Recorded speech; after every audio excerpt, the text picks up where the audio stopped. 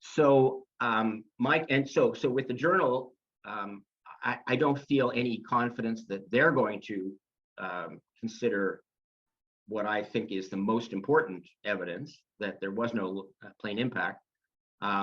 And as far as the consensus panel is concerned, I'm even more certain that they're not going to help with that, because I know that in the time that all the years they existed, they didn't even once, and Elizabeth admitted this to me in an email, that they never even considered a question about what did the damage at the Pentagon. So they didn't even, it's not that it was voted down. It is the consensus panel, and clearly there's no consensus on the Pentagon. If there's well, I would strongly disagree with you, Sandra. Well, no, I'm just but the fact that there's even a debate, the fact that there is this split, shows that there is no consensus among people as to what happened. I agree with you that it in general, I think it does lean heavily towards no plane at the Pentagon. But, you know, there is obviously, clearly there's disagreement with it, because some people do support a plane at the Pentagon for their own reasons. Can you believe that 22 years after the events of September 11, 2001, that we still have people, so-called truthers in the truth movement, who make rooms based on 9/11 truth with the word truth in it, and they still believe that you'll have some random nobody who has no work of his own, who you never heard of before, will basically be taken as an authority and given 2 hours on a platform to debate upon what he wasn't even there for. Why would you listen to the ramblings of somebody, a self-proclaimed truther, give him the title of an authority to debate on a platform about what happened or what didn't happen at the Pentagon? This is the problem of the truth movement today, 5 years ago, 10 years ago, and 20 years ago. You allowed people to join your ranks and to espouse these proclamations, which are based on nothing more than one's fantasy. Instead, you are more worried about quantity rather than quality, because you wanted the numbers, and the numbers screamed the loudest. But also, you got to be wary of people who hijack your movement to espouse theories like this. Well, then what happens is the public looks at you, the media looks at you, and then they make a judgment, and you're not taken seriously. Fast forward to 2023. Where's the truth movement? I went to Ground Zero last year. Guess how many there were? Probably about 10. Yelling in a bullhorn, screaming about inside job, what happened at the World Trade Center, never leaving Ground Zero. And if you talk about the Pentagon, you talk about Shanksville, yeah, well, the official count is wrong, but they won't go into details. The only thing that matters is evidence. Analytical, physical, and eyewitness evidence. If you were actually legitimate, if you were actually honest, nonpartisan, non-biased, you would look at the evidence and then make a judgment based upon using the scientific method regarding that evidence. But you already looked at 9/11 claiming that the government was involved. The official story is a lie, all of it. But you don't even know what that is. To you, the official story varies. Is it 19 Islamic fundamentalists hijacking 4 planes and crashing them into the Pentagon, Shanksville, and the World Trade Center? Or is it just the towers coming down by pre-planted, by natural free fall? Or is it a mixture of both? Or Were there Judy Wood space beams? Was there a bunch of Jews missing out of work at the World Trade Center? Was it basically holograms? Was it remote control planes with no hijackers? Were the phone calls fake? You could believe whatever you want, but do you know it? And this is the reason why you're there and people like me are here. And I'm not better than you. I just looked at the evidence, nothing more. I didn't use speculation or bias to dismiss evidence so that it could fit my narrative. Because you're ignorant regarding the juxtaposition and the whole broad spectrum of 9/11, the geopolitics. And because you're ignorant regarding this, you have to make up for it by saying that it doesn't matter about the hijackers. It doesn't matter about who, whether they were on the planes or not. So you only look at evidence, specific evidence, that fits or twisted to your narrative. Well, you're not a truther anymore. You're a hobbyist. You're somebody who's gardening for likes or for attention or for a certain demographic. I don't care who follows me. I don't care for a certain demographic. I only care about getting to the actual truth. And I don't need to use speculation or fantasy to tell me a story about what happened on 9/11. I let the evidence do that. That's why my channel is basically primarily all about eyewitness, analytical, physical evidence, not third-hand accounts. Prima facie evidence, or people who were actually there. Now, what you should have done was not give him a platform. You should have gave these eyewitnesses who were at the Pentagon and who all saw the plane crash into the Pentagon. It didn't fly over.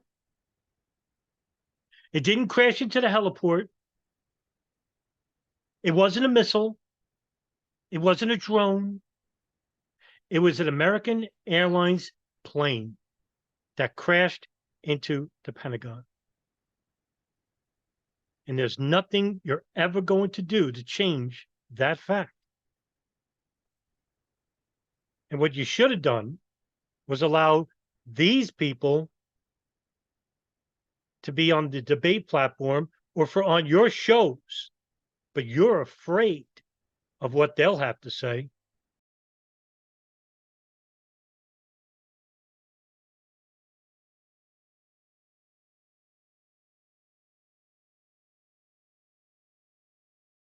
From my office, I was able to see a white jet, like a Gulfstream type commuter jet, I guess, just came at a high rate of speed. I can see National Airport's tower from our office. Right.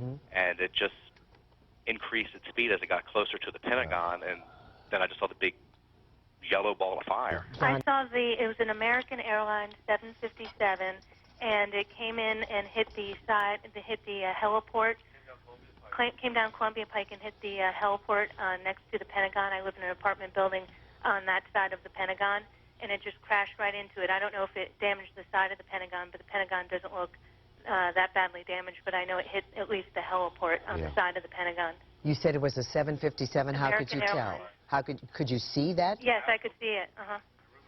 And my roommate is an airplane person, and he saw it too. I mean, we saw the whole thing. Okay. Did it didn't come out of National? It came in from the west. It came right down. Came right down Pike. Columbia Pike. Low and with throttles on. With the full throttle? Yeah. He actually added power right by the Sheridan. And that's what we heard from Don as well. Added power and went straight for the Pentagon. So this was no accident. And I saw a plane just coming right in front of my window, flying at a path that the commercial planes do not fly, not coming into the direction to land at National Airport. How big was the plane? It certainly looked larger. Every once in a while there's a flight path difference for smaller private planes. that come in. This was not a small private-looking plane. It looked more like sort of a commuter-type plane. And you said But it was sizable, yes. And then you said it was. And I was sitting in my living room and my building started shaking, and I knew that no plane supposed to make my building shake. Well, when I turned around and looked up, I see this plane, and I agree with the young lady that was just speaking. It was like a 757. I was in the overlook apartment, and I was doing some exercises, jump roping, and this plane came increasingly fast, almost close enough to, if it headed this direction, hit the building that I'm in, which is an 8-story building. But it was aiming for in the direction of the Pentagon, and then all of a sudden I see this puff of smoke, and I just ran over to Columbia to get a better view of it. So, Charles, you didn't actually see it hit. You just saw it to a point, and then you saw the smoke? I just saw this plane coming very, very fast, going in that direction as I was listening to you guys. It was about 9:35, and I was looking out our 12th floor windows at 1600 Wilson Boulevard in Rosslyn, Virginia, and I watched this. It looked like a commuter plane, 2-engine, come down from the south, real low, proceed right on, and crashed right into the Pentagon. Went directly into the Pentagon? That is correct. I watched it come in very low over the trees, and it just dipped down, came down right over 395, right into the Pentagon. And are you fairly sure that it was what we sometimes describe and recognize as a small commuter plane? Yes, it was. Good. I saw a plane going down, big plane, commercial liner type, going down full speed and just inside the side of the Pentagon. Tell me a little bit about the size of the plane. Did you see any commercial markings, any markings at all on the plane? I didn't see any marking because it was, we just saw the underneath portion of it. So, and it just, as I said, was going full speed. So we didn't have time really to see anything, plus with the trees, you know. But it was a big plane, maybe 737. My husband said 747, but I'm not positive. I don't know for sure. But it was big. As we were driving into town on 395, there was an exit. We were trying to get off the exit for the Memorial Bridge. Off to the left-hand side was a commercial plane that came in and was coming too fast and too low. And the next thing we saw was it go down below the side of the road, and we just saw the fire. How low was the plane? When it was coming down? Yeah. It was coming down on less than a 45-degree angle, and coming down toward the side of the 395. And when it came down, it just missed the 395 and went down below it, and then you saw the fire come up from it. Were you able to see what kind of plane or what airline it belonged to? No, I did not see what kind of an airline. I just assumed because we were so close to the airport, it was coming into land. But it seemed awfully low to you? Yes, and fast. I was passing by Fort Myer, and I saw a large airliner-sized plane, roughly a 767-size airliner, very deep descent, approaching the Pentagon. As I didn't actually see the impact, but I did see, hear the blast, and saw the smoke rising from the crash later. Have you seen debris also? Describe what you've seen over there. It just seemed like parts of the landing carriage or possibly the engines.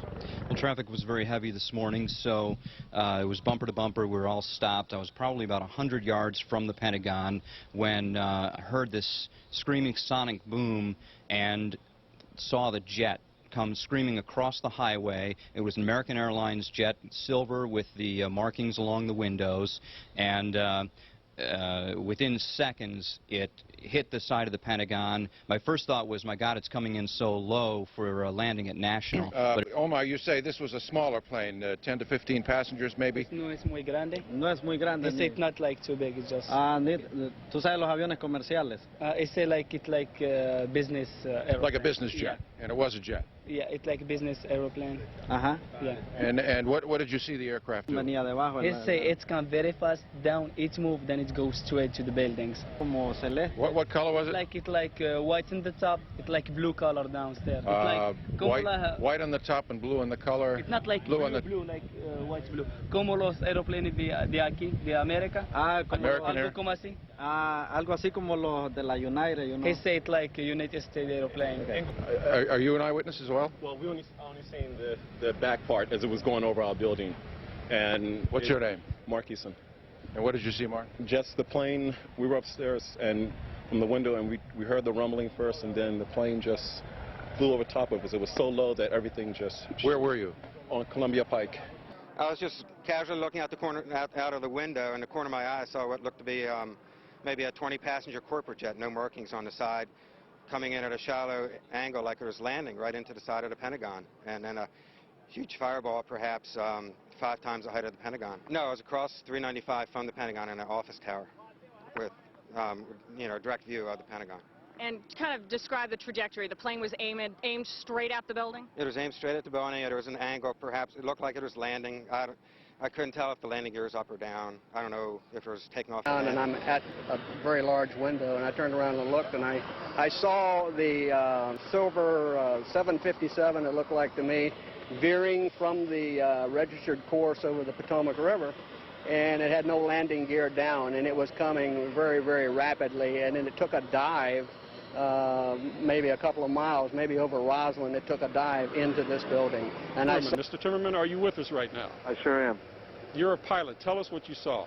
Well, I was looking out the window. I live on a 16th floor overlooking the Pentagon and the corner apartment, so I have quite a panorama. And being next to National Airport, I hear jets all the time, but this jet engine I heard was way too loud. I looked out to the south, to the southwest, and it came right down 395, right over Columbia Pike. And as it went by the Sheraton Hotel, the pilot added power to the engines. I heard it spool up a little more. And then I lost it behind a building, and then it came out, and I saw it hit right in front of, it didn't appear to crash into the building. Most of the energy was dissipated and hitting the ground, but I saw the nose break up, I saw the wings fly forward, and then the conflagration took, just engulfed everything in flames. It was horrible. What can you tell us about the plane itself? It was a Boeing 757, American Airlines, no question. You say that it was a Boeing, and you say it was a 757 or 767. It's hard. 757. 757, yeah, which American of course Airlines. is American Airlines, one of the new generation of jets, and of right. course, it was not. It was so close to me. It was like looking out my window and looking at the helicopter. It was just right there. We were told that it was. We were told that it was flying so low that it clipped off a couple of light poles on its way in. That might have happened behind the apartments that occluded my view. And when it reappeared, it was right before impact. And like I said, I saw the airplane disintegrate and then just blow up into a huge ball of flames.